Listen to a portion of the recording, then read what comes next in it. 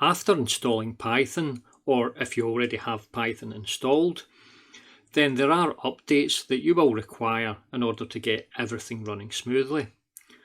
I have the updates here. So we need to upgrade something called pandas, and we need to upgrade this other one called OpenPyXL. Now this is relatively straightforward.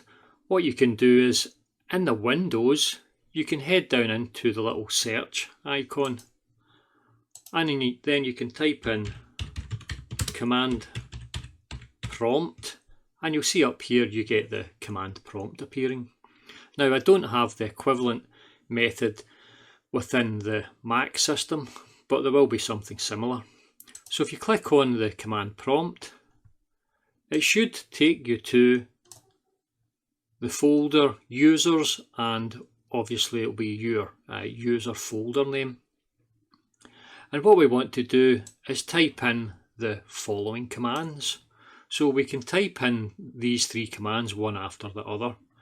Now I will only type in the first one because I've already got all this set out already. So we want to type in py space stroke m space pip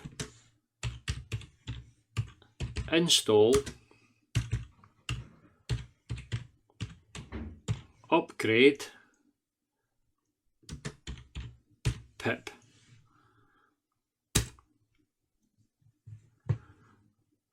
So whenever you type these in, some of them can take a few seconds in order for them to upgrade, but you can see here this one is running now.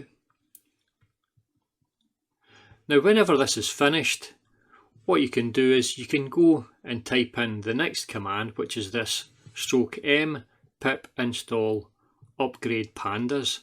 Now it might take 3 or 4 minutes for this to install, and then you can go down and you can install the next one. So if you get anything like this mentioning anything about paths, you can ignore it for the moment and just wait until it finishes. So that's it finished, and now we can go ahead and we can type in this one here, and then we can type in this one.